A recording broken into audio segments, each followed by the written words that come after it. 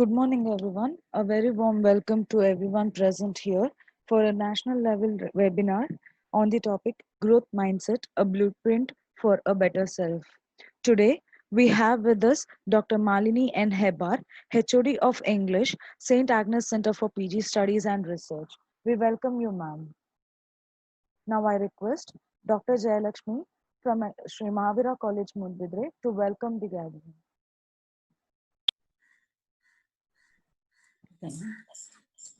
Hearty welcome to you all for the national webinar.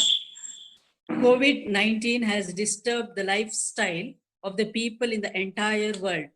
To inspire teachers to build confidence among the community, a national webinar on growth mindset, a blueprint for a better self is organized. Dr. Malini Hebar, a renowned speaker, is the resource person of this webinar. On behalf of our college, I welcome you, ma'am. I welcome Dr. Azaz Ahmad, President of this program and IQAC Coordinator. Welcome you, sir. I heartily welcome all the participants of various streams and states. Today's resource person, Dr. Malini N. Hebar, is the HOD of English, St. Agnes PG Studies and Research, Mangalore. She is the member of Research Ethics Committee of Kasturba Medical College, Anti-Sexual Harassment and Women's Grievance Cell of Nitte University, Mangalore, Toastmasters International and Inner Wheel. She has won many awards like Distinguished Toastmaster, Service to Mankind, Most Talented Teacher, etc. Dr. Malini Hebar has published many articles in journals. She has conducted many workshops in public speaking, personality development, creativity, time management, and leadership. With these words, I present before you a dynamic and multifaceted personality, Dr. Malini N. Hebar. Over to you, ma'am.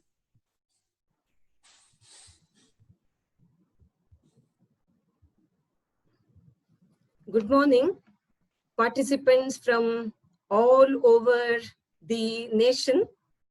It's a great honor indeed that sitting at home, I have the opportunity of reaching out to so many teachers from every nook and corner of India.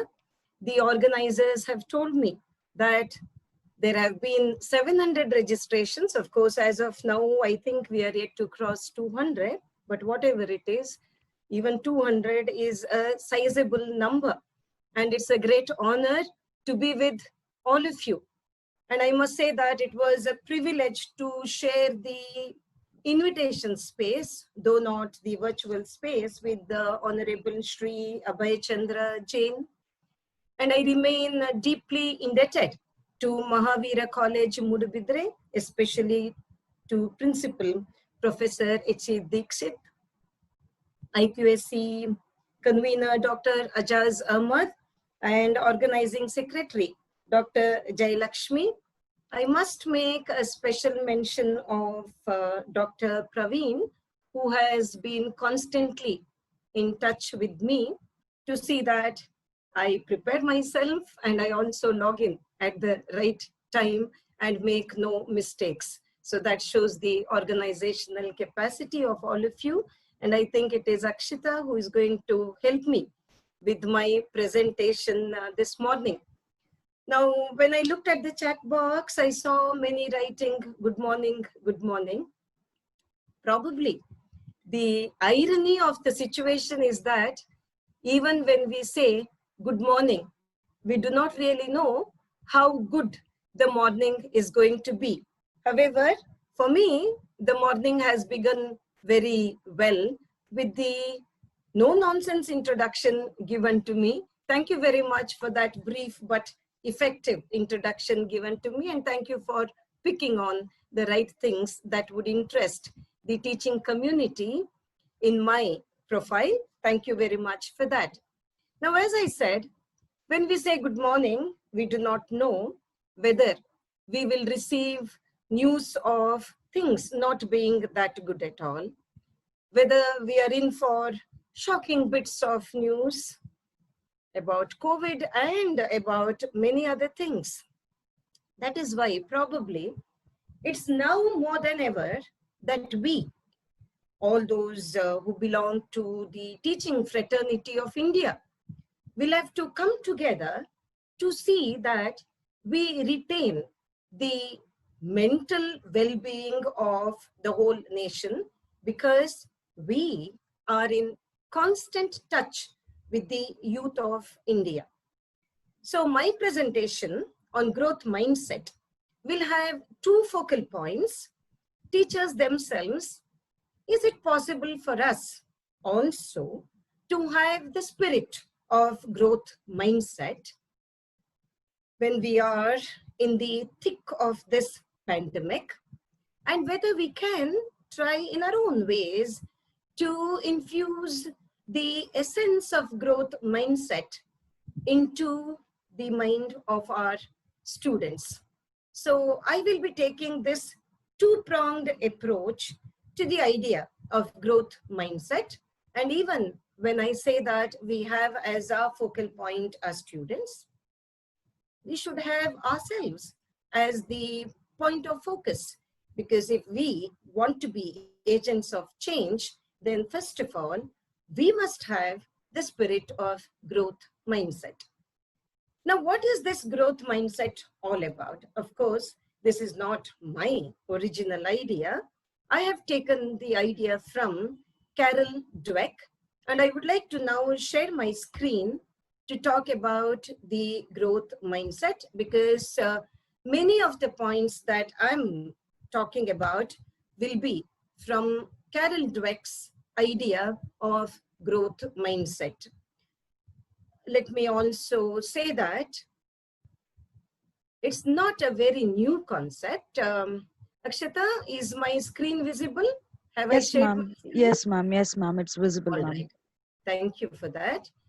So let me also say that the term growth mindset has been popularized by Carol S. Dweck. And it was way back in 2006 that this American psychologist came up with this idea of growth mindset as opposed to fixed mindset. Now, you may ask me as to why I go back to a concept that which is as old as, more than 1.5 decade, 2006 to 2020. We have come a long way. I think you'll have to disable annotation on the PPT, because I can see some annotation happening on my PPT. So Akshata or our technical assistant, can you disable the annotation on my PPT? Yes, I'm ma'am. getting Yes, ma'am. annotation. Okay. Yes, ma'am. So it's not exactly a new concept, but let me tell you something, that despite the criticism that Carol Dweck has received on various counts, first of all, people say that the research is not sound enough because there is no replication of her research work, etc., etc. But despite that, it was in 2018 that she received the SAGE Award because of her vision of transforming young minds and bringing in, we can say, path-breaking changes in the sphere of education. And in 2017, one year before the SAGE Award, Yarden Prize was also conferred on her, and she received a whopping sum of $3.9 million to continue her research in the educational sphere to bring in path-breaking changes. So I personally believe that growth mindset is something that we as teachers have to keep in mind. Now, what exactly do we mean by growth mindset is the question. First and foremost, growth mindset is as opposed to fixed mindset. Now, you can see that growth mindset tells us that we can always improve upon ourselves. It's not something that we are born with. It is something that we become. Now, I feel that this is a very encouraging concept, because if we have to think that Our abilities are something that we are born with. Our talents are something that we are born with. At times it can be very depressing because we may think that, no, I'm not born with the same abilities as someone else, same talents as someone else. So I will not put in any effort at all. And sometimes I may have the ability, I may have the talent, but because I don't put in the effort, I may not bank upon my ability and talent. Now, does that mean that all of us, just because we put in the effort, reach the same level of excellence? Definitely not. We will not reach the same level of excellence. But in our own spheres of activities, we will definitely reach a higher level of growth. That is what Dweck tries to tell us when she talks about growth mindset. As I have said, the key word is effort. So irrespective of our ability, if we put in an effort, we will improve upon what ability we already have. Again here, does it mean that just putting in effort? Now, if I say that I sit at home and I realize one day that I'm not as good as I ought to be when it comes to online classes, online programs, or even Excel, using even simple things on Excel, I'm not good at. So I'm going to put in effort, put in my own tremendous effort, and I'm trying to improve myself. It will not work because I need a set of skills. For that, I will need the help of experts. I will need to strategize. So we cannot say that effort is everything. Effort should go hand in hand with the attempt to acquire skills and also to reach out to other people for help and to imbibe the spirit of growth mindset. Now, this aspect of growth mindset is sometimes missed, and then people think that effort is everything and too much importance is given only to efforts, and then the conclusion could be that efforts did not work out as well as they should have worked out. So we should never lose sight of the idea that we need the set of skills and also our own strategy, even as we try and put in the effort that we ought to put in. Let's also say that when we put in the effort, it's going to work out better, because as Carol Dweck says that if our focus is on our ability, that is now, we can keep this particular point, especially having our students in mind. And when I read this particular in chapter 6, or I'm not very sure, of Dweck's mindset, I was reminded of my own words of praise. Very often when my grandchildren do something and show what they have done to me, that is when they come on WhatsApp call, video call, and they show something, maybe the puzzle that they have been able to put into place, and they say that, I invariably say, in Tulu, that is Etu Usharu. Those of you who are not from this coastal belt of Karnataka will not understand. Usharu is the word we use in Kannada and Tulu. So we say Et Usharu. Now, the minute we say Et Usharu, we are talking about the intelligence of the child, and we are actually belittling the effort put in by the child. Now, we don't realize that when we praise intelligence and we do not couple it, okay, let's say that we say Etu Usharu, but that is how intelligent, how clever. If we also couple it with the idea of effort, that is going to have a positive impact on the child. Otherwise, the child is going to have probably a wrong suggestion put in, because the child will always think that ability is everything, and if ability fails, that's the end of it.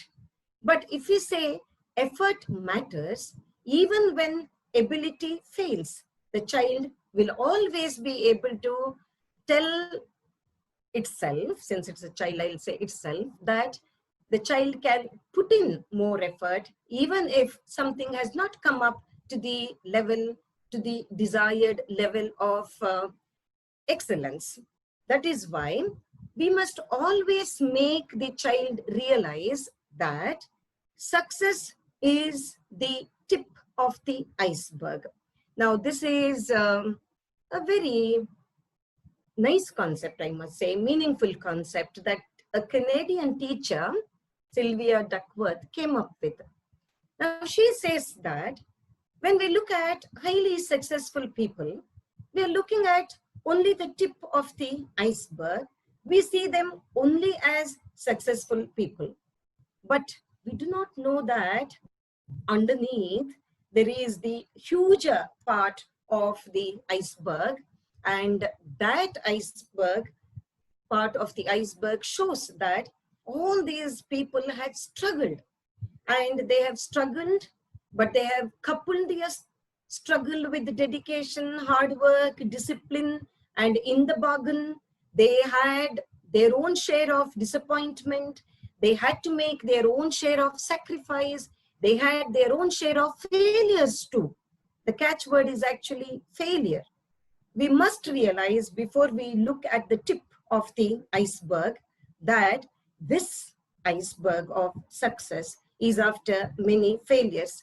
We have any number of examples of this success after failure, beginning with our Honorable Prime Minister to Dhirubhai Ambani, Dhoni, even our matinee idols like Akshay Kumar and Rajinikanth. We see that what we see is the tip of the iceberg. What we don't see is what is underneath. And if we do not train our students to see what is beneath, it's going to be risky. Now, especially during this time of the pandemic, I do not know whether it is because now our social network is strong, and what happens in one part of the world, we will get to know within a few seconds. What happens in India, we will get to know within a fraction of a second. But we have heard of so many instances of suicide. We wonder, what is it that pushes people to the brink and makes them commit suicide without the power of resilience? It's necessary that even as we fight this pandemic with the spirit of saying that this too shall pass, it is equally important for us to tell ourselves that nothing is a waste.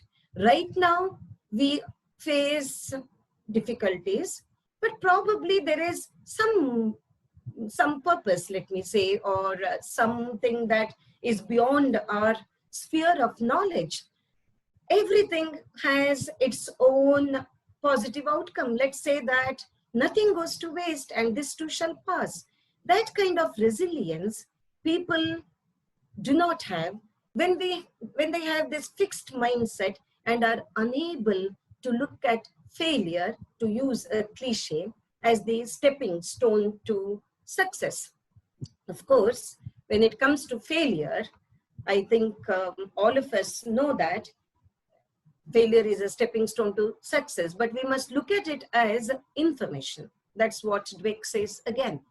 We must look at information because we know that as we have, this is a very common anecdotal reference made to Edison, that when you fail, you do not fail.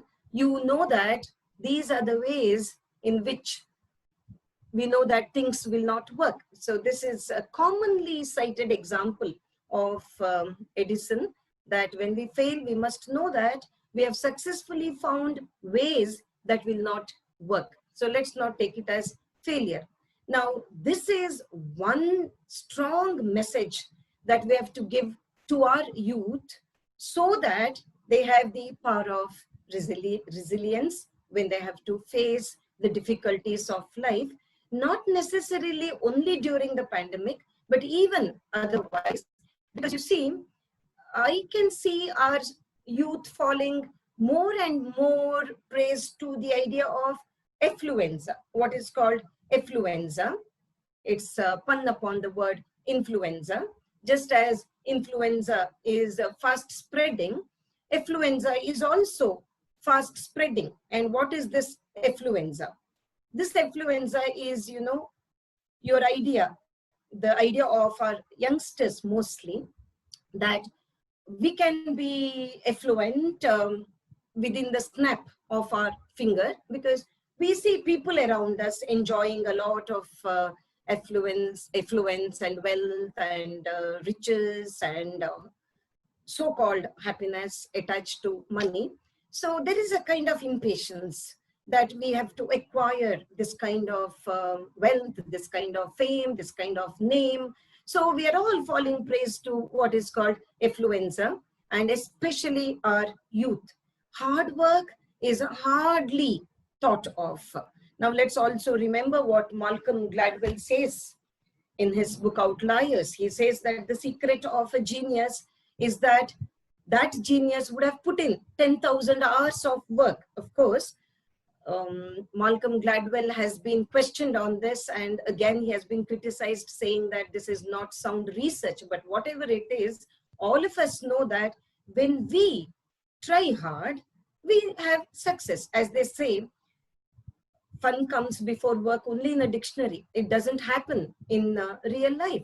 So this is one strong message that we have to give to our youth. And in spite of that, there might be mistakes that they make, because mistakes are the outcomes of various factors in life.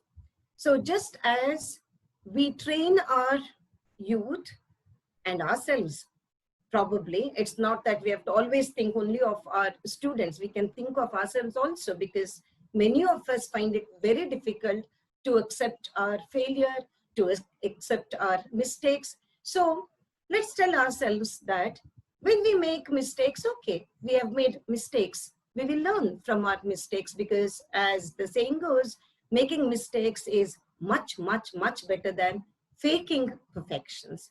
It's not necessary to pretend to be successful in life. Now, when we say one stupid mistake can change everything, this is a sign of a fixed mindset. It shows that we are not prepared to learn from our mistakes. But if we say mistakes have the power to turn you into something better than you were before, then that is a sign of growth mindset. As somebody once said, a mistake is a mistake only when you make it twice. The first time, it is not a mistake at all. It's a learning. But if you make it repeatedly, then it becomes a mistake.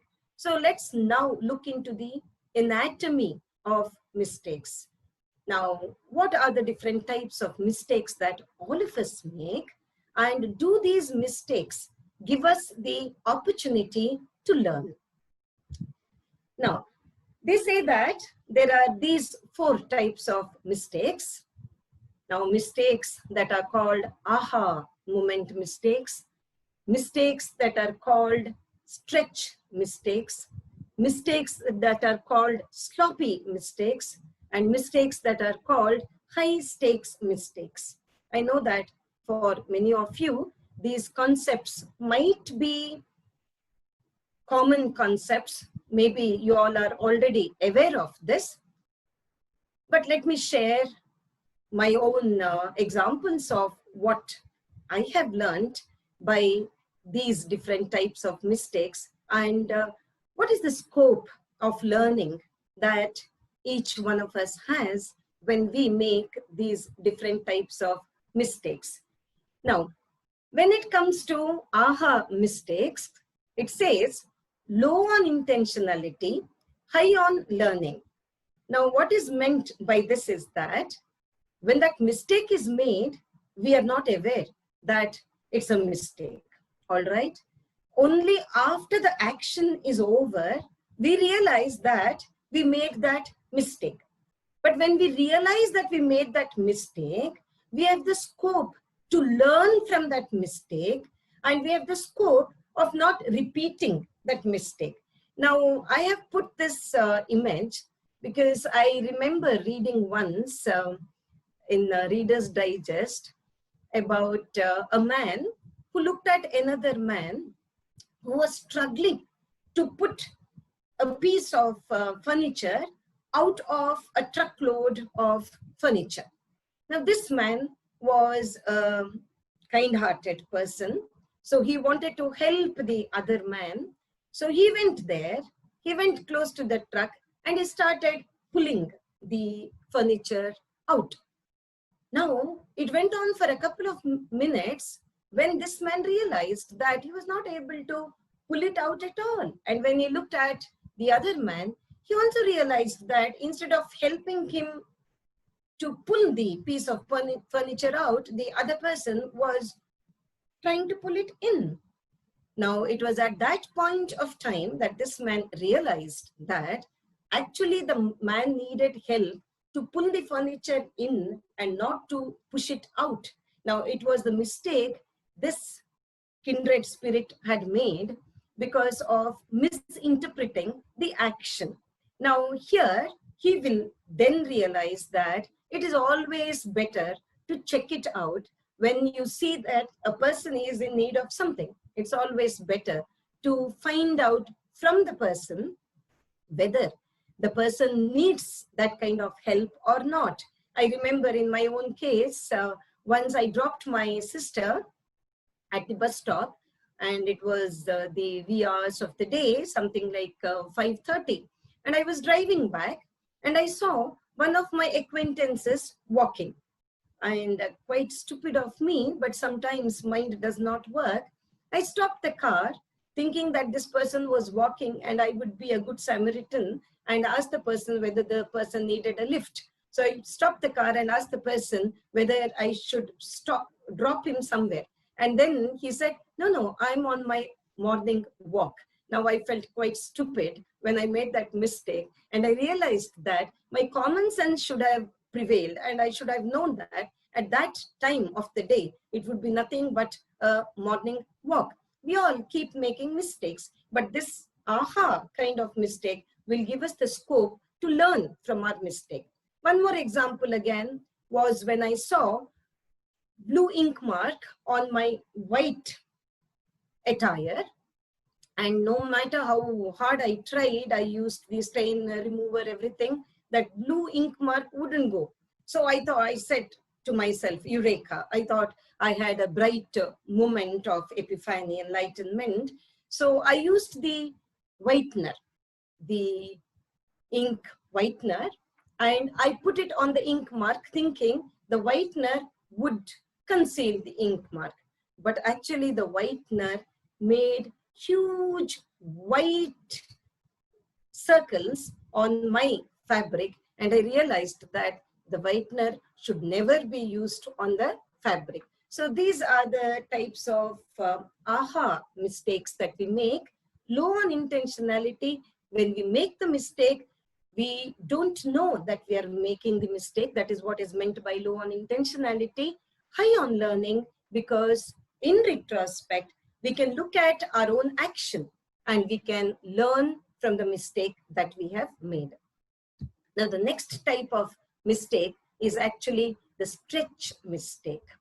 Now, this is perhaps the kind of mistake that all of us should be happy to make, because it's actually high on intentionality, high on learning. Now, what do we mean by this?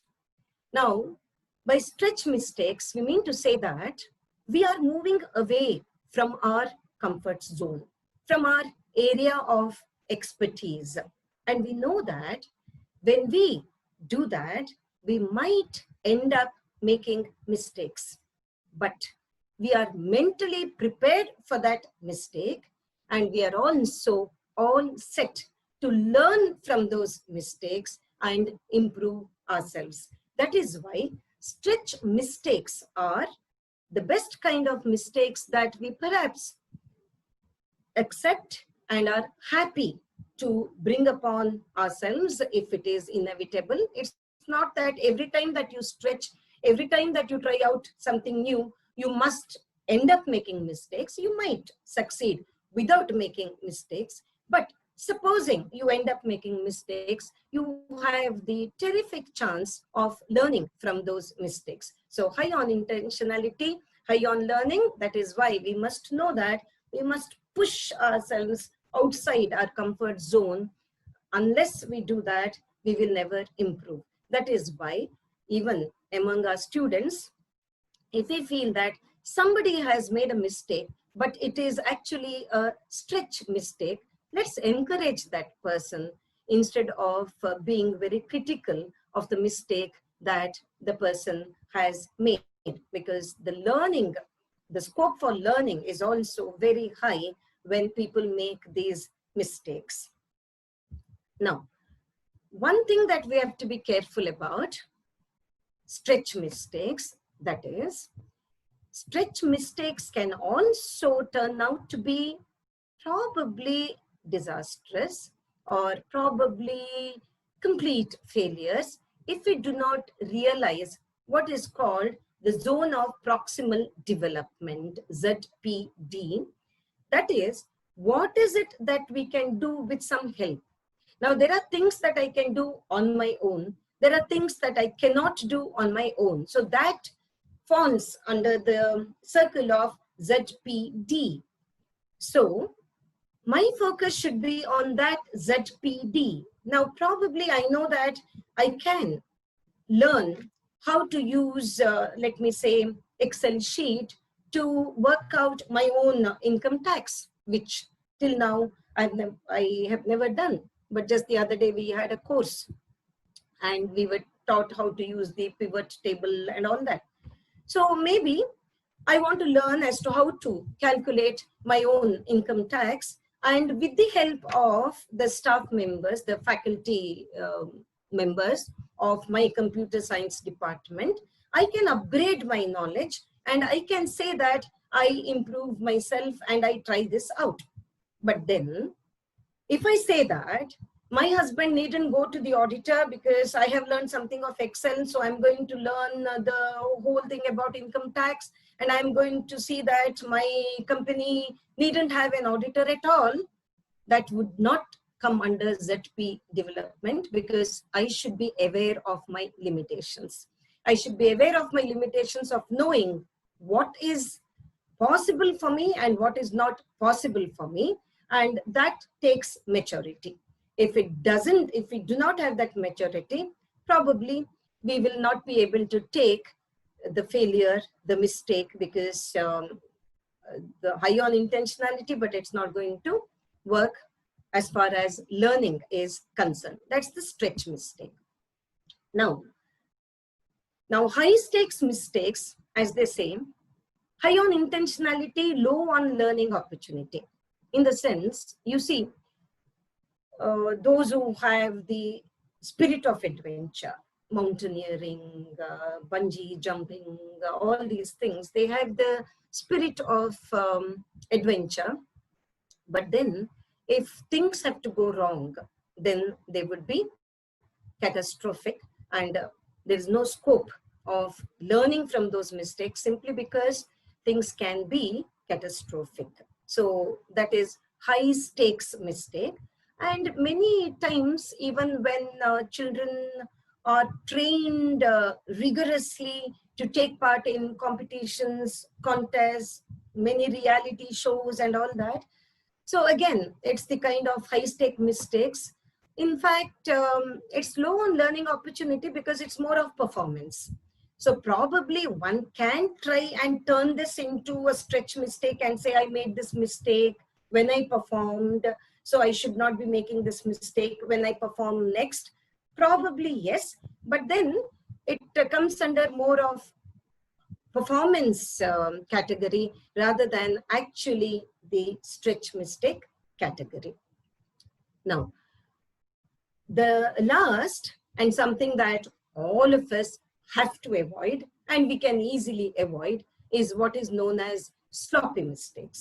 Now, sloppy mistakes are low on intentionality, low on learning. Now, what do we mean by this? Now, of course, I have given this picture because this is the mistake that I have been repeatedly making, and I have still, even now, I have not come out of this sloppy mistake that I make. Now, that is, you know, when we keep something on the gas with the flame on and we forget. Now, I think I have spoiled at least 6 to 7 steel vessels after keeping milk on low flame and forgetting all about it till the smell diffuses and I get it in the other room. So it's a sloppy mistake, and I haven't learned because I continue to make. That is the sloppy mistake. And whenever we are aware of our sloppy mistakes, I think we'll have to think in terms of how exactly, ways and means with which we must try and avoid. So maybe I must tell myself that on my mobile, I'm going to set the alarm to give me a beep after say 5 minutes when I know that I have to go and switch off the milk that's kept for boiling, etc. But if I don't do that, then it will be low on learning and it is low on intentionality. So these are the types of mistakes that we make, but as far as we learn from mistakes, they all become actually opportunities for learning, and we needn't even look at them as mistakes. So our learning should be that when we make a mistake, first of all, we should have the humility to admit it. Secondly, we should have the growth mindset to learn from it.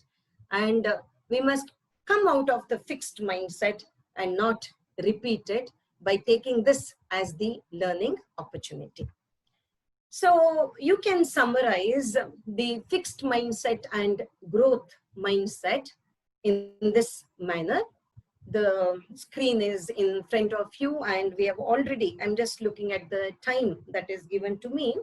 So let's have this kind of ideas in our mind if we are sincerely interested in moving out from the fixed mindset zone towards the growth mindset. Again, I can see annotations, it doesn't matter, I've come almost to the end.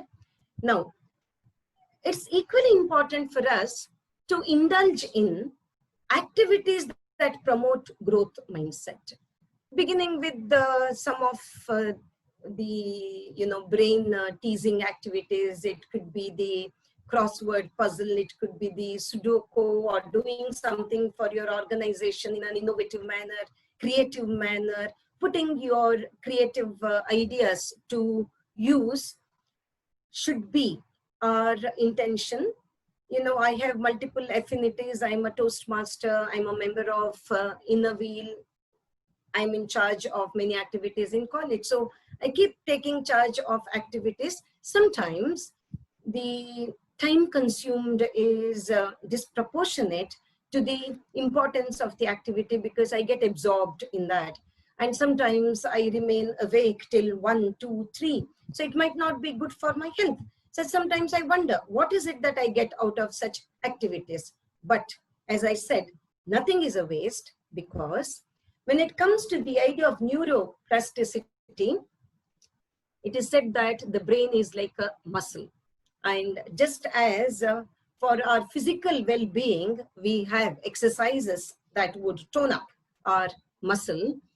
When we have exercises for the brain, those exercises tone up the muscle of the brain, and those parts of the brain that we have been using, I believe, remain active and they don't fade away. So this idea of neuroplasticity should always make us look for creative ideas and put in efforts to keep our creative ideas, our growth mindset alive.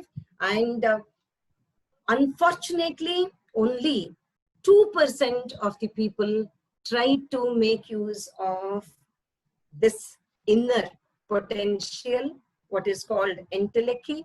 And the question is whether we would be happy to belong to that 2% mindset people, or whether we want to be with the large majority. If we do not want to be with the large majority, we have to remember that when we develop the growth mindset, the potential is great. Now, since we are teachers, I go back to students, and Carol Dweck says test scores and measures of achievement tell you where the student is, but they don't tell you where the student could scale up. Now, you see, when we look at an apple, when we cut an apple, we can easily count the number of seeds in the apple.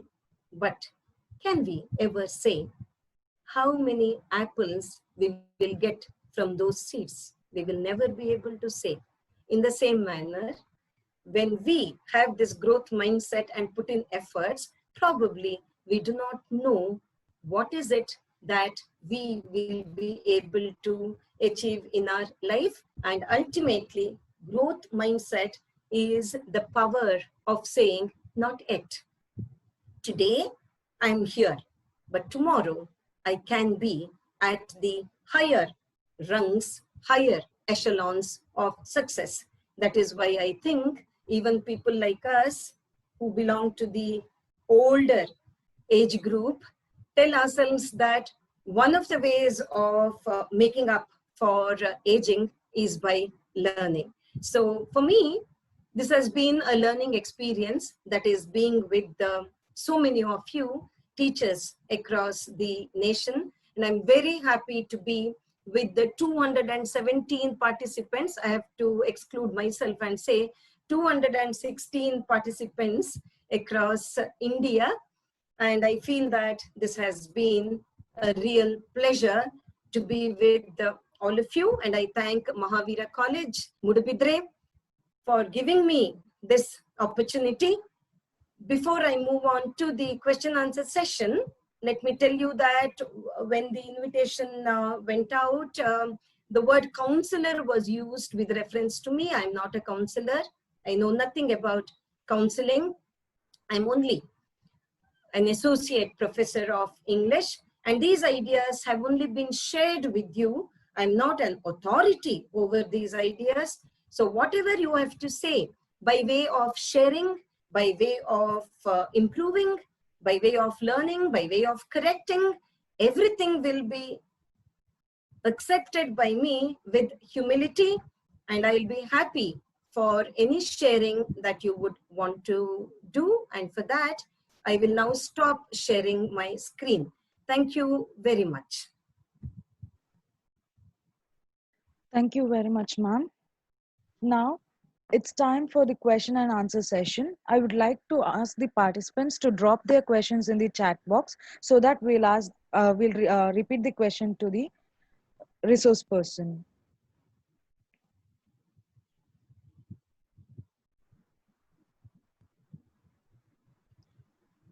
Any questions? Some of you have voiced your appreciation, and I remain ever grateful to you. I don't have the chance of doing namaste to you in front of you, but on the virtual screen, I say namaste to you, thank you to you for your words of appreciation. Ma'am, we have a question. But if you have questions, I'll be happy to. Yes. How to enhance retired person's mindset? Actually, I am a retired person. I retired in the month of Feb 2020. I'm a Valentine baby, but when I was young, nobody knew about Valentine's Day. So we didn't celebrate anything. So I retired on the 28th of Feb this time, or I think it was leap year, right? 29th, I think. I'm getting confused, whatever, okay? I retired in Feb this year. Now, I feel that I'm enjoying my retired life. Of course, I have given on my resume HOD of St. Agnes Center for PG Studies and Research because they've asked me to continue. But because of COVID, they have not been able to reopen the college. Of course, I took online classes and all that. Now, one thing is to keep our mind active is reading, which all of us can do without the help of anyone else. Now, what is it that we read? Of course, I know that reading for pleasure is different. Now, when I read, it is always purposeful reading. I read things which I think will help me in my life when in my multiple affinities. For example, now I belong to Toastmasters. So we have to make speeches. We have speech plans. So we have to think of a topic and we have to prepare our speeches on that topic. Somebody once asked me, at this age, why do you want to be a Toastmaster? Why do you want to improve your communication skills? Now I consider that question an example of a fixed mindset, because the growth mindset tells us that there is no limit to your learning. So let us get involved, engaged with many things. And when people approach me for help, I never say no. When they say that they want me to mentor them in their speech, I never say no. I take it up. So one answer is reading, purposeful reading, which will lead you to some action of writing something, of sharing ideas with others and helping others. Helping others, we think, is a selfless act. According to me, it is a selfish act, because when you help others, you grow. You learn so much in that through that act of helping. Thank you, ma'am. Dr. Lata A. Pandit has a question. The present exam system only checks students' memorizing power and produce it. Is there need for reforming it to achieve growth mindset? Definitely. You said Lata, is it? Yes, ma'am. Okay. Definitely, Lata. Not only the system of examination, our system of education per se. Now, you see, if you go to Howard Gardner's idea of multiple intelligences, Gardner says that we only look at verbal ability and logical ability. You know, math, science, and things like that. Verbal ability or language proficiency. Now, where do we give importance when it comes to other intelligences? Now, a person who is good at dancing, singing, you know, kinesthetics, dancing, or a person whose social quotient, okay, or environmental quotient is high. Now, we say community service, but where does it reflect on the certificate that we give them? It doesn't. So it is not only in the examination system, but it is in the very education system that we need radical changes. In many colleges and in many universities, as far as community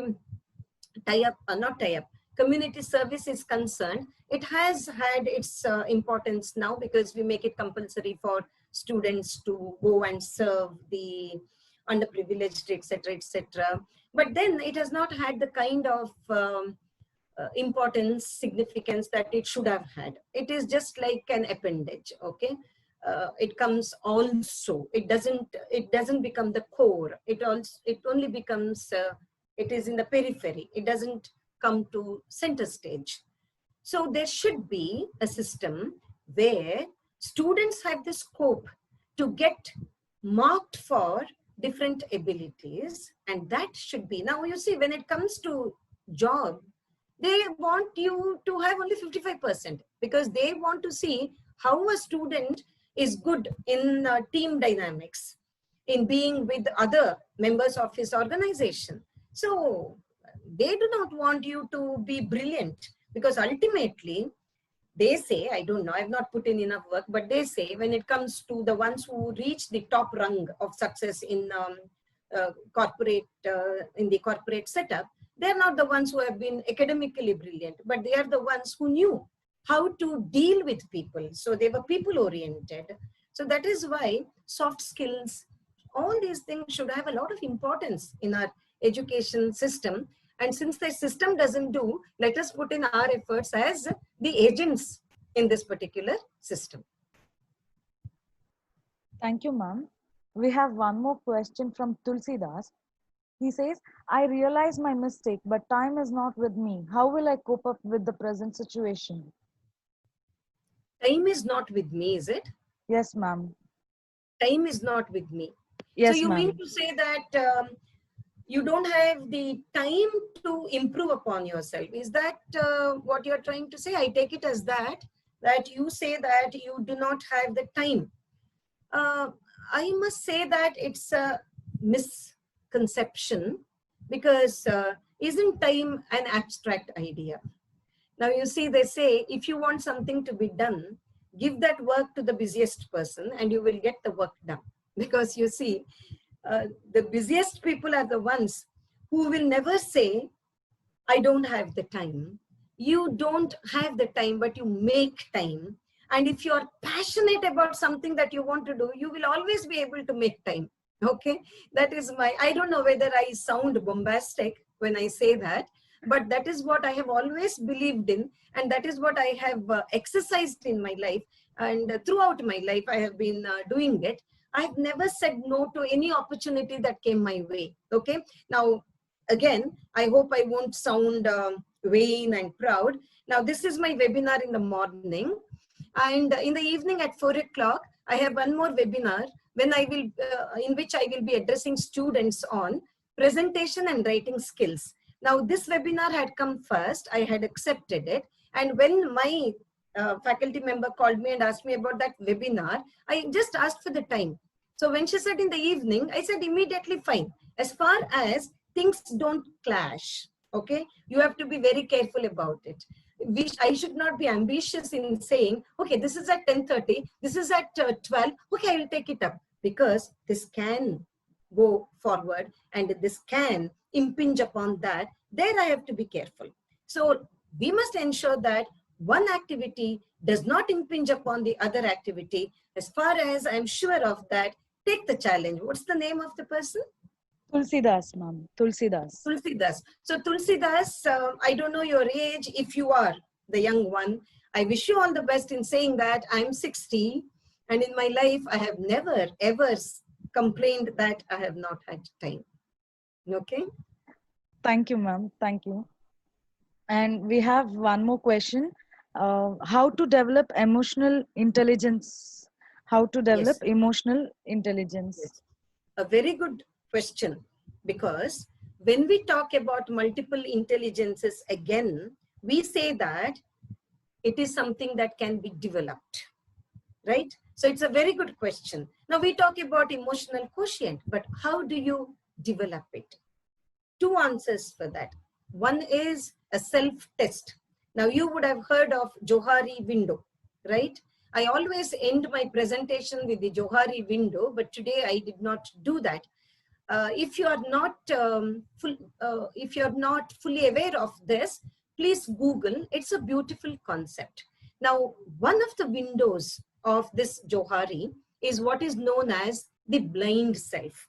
That is, what other people know about us and what we do not know about ourselves. So the question is, if you really want to improve your emotional quotient, are you prepared to give others the chance to come up with constructive criticism and tell you that on such occasion, you did not have the kind of thoughtfulness, sensitivity that you should have. If somebody tells you, do you have the growth mindset? Do you have the openness to say, all right? But I'm not saying that you must blindly accept all that others say, because sometimes, people may be envious of you and just say things that come to their mind. But give it a chance of reflection. Reflect and see whether that person is speaking the truth. And if you feel that there is a grain of truth in that, okay, accept it. One more is by watching other people. Now, in your own life, you would have come across people whom you like immensely. And you would have come across people whom you dislike, and probably you do not want to be in touch with them. What is it that makes the difference?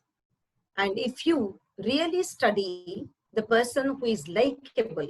You will see the traits of emotional quotient in that person. And you can question yourself, I admire this in another. Do I have it in me? So that's a terrific way of learning. Learn from people whom you admire. Learn from people whom you detest also. The learning will be, in that case, in the reverse direction of not doing what they do. So learning can always be in two directions. Positive direction is to learn from them. The reverse direction is to unlearn from them what you do not want to keep with you.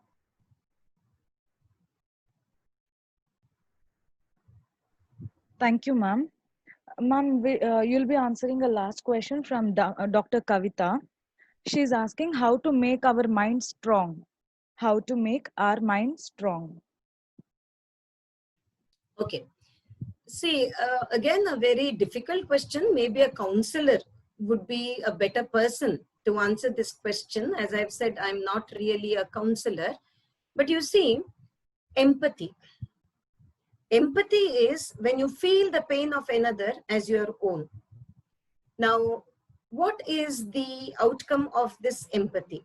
One is that when you empathize with another, you help that person to overcome the problem that person is in. Another is that you realize how fortunate you are that you don't have that particular problem. So our readiness to reach out to others, empathize with others, will make our mind strong.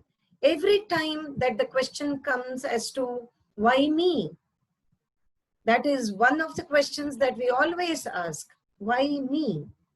Let's remember that we do not know about millions of others who would be asking the same question. As it goes in one of the poems, I complained of not having shoes until I saw a man who had no feet at all. So the difficulty is always relational.